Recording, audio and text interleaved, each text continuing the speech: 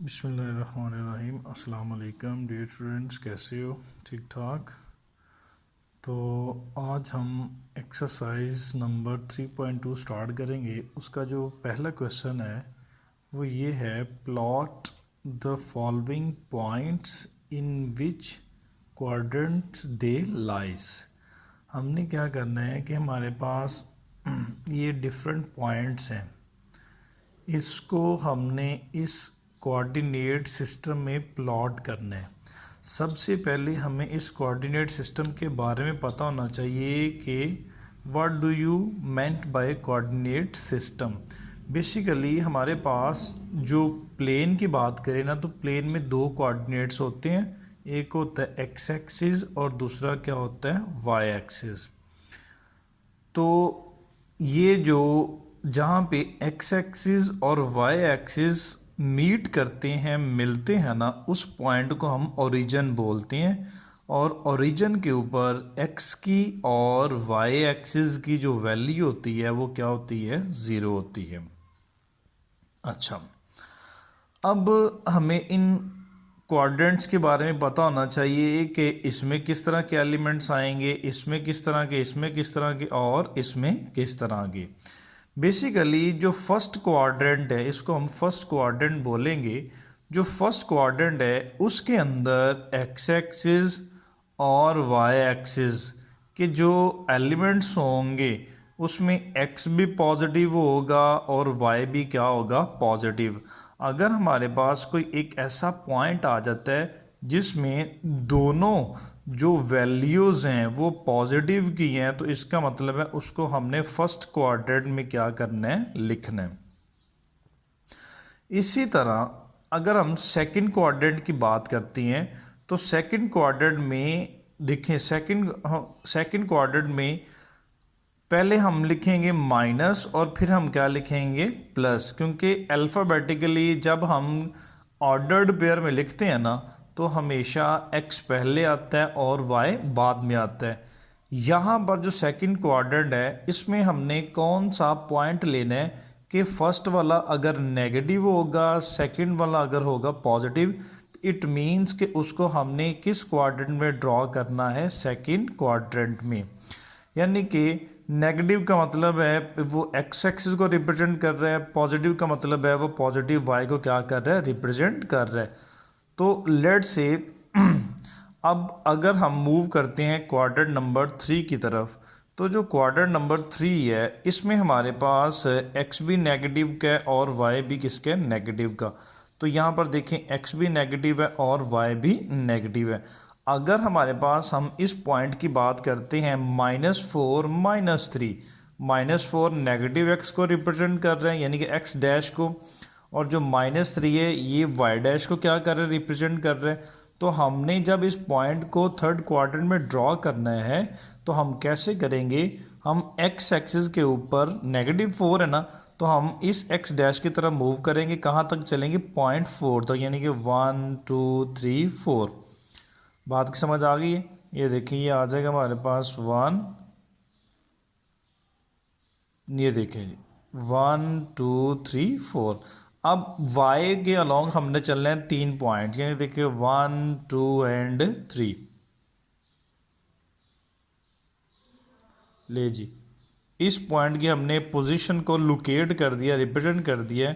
यहाँ पे हम लिखेंगे -4 एंड -3।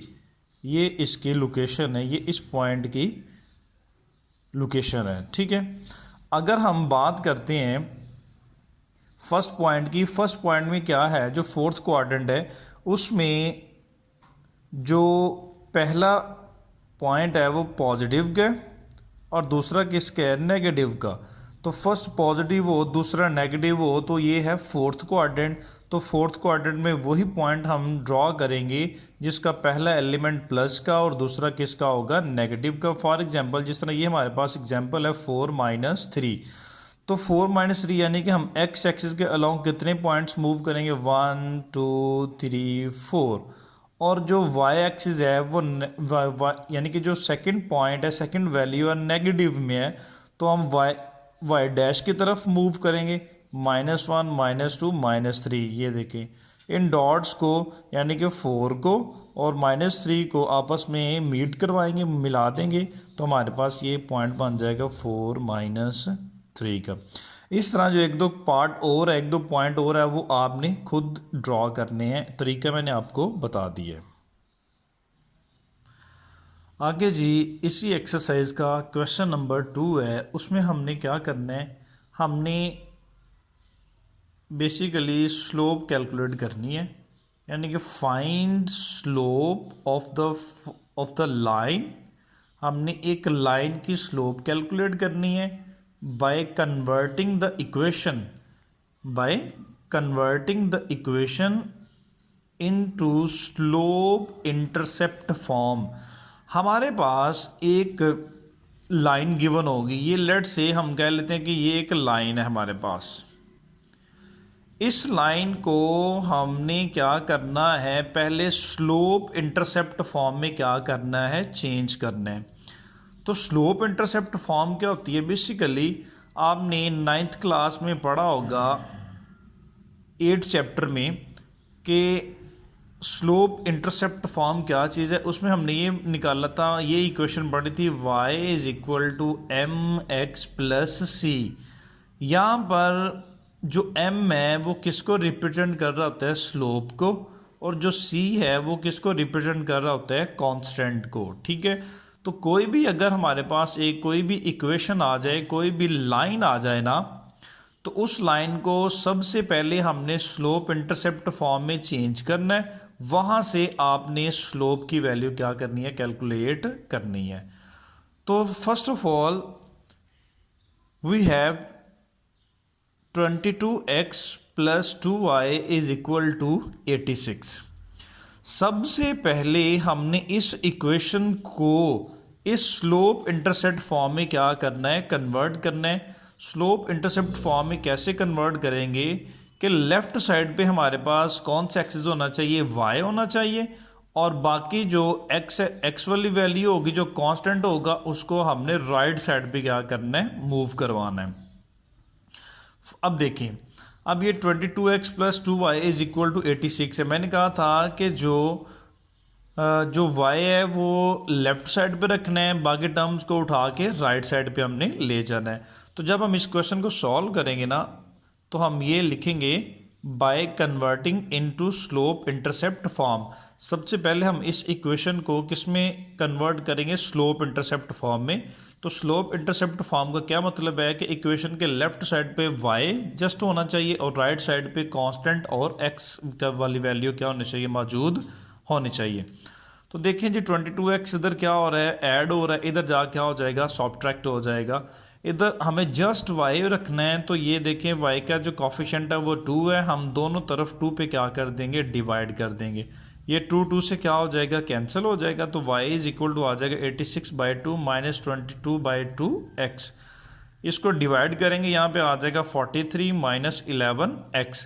तो स्लोप इंटरसेप्ट फॉर्म में देखें y = पहले क्या आ रहा है, mx यानी x वाली वैल्यू, प्लस क्या आ रहा है, c।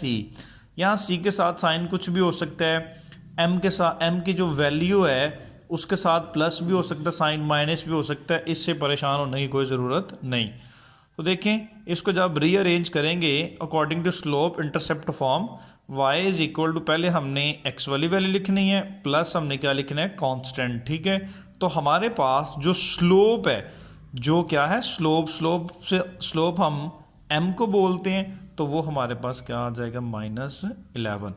इसके 3 और पार्ट हैं, वो भी आपने सेम इन्हीं स्टेप्स पे खुद ही क्या करने हैं, सॉल्व करने हैं। Thank you so much.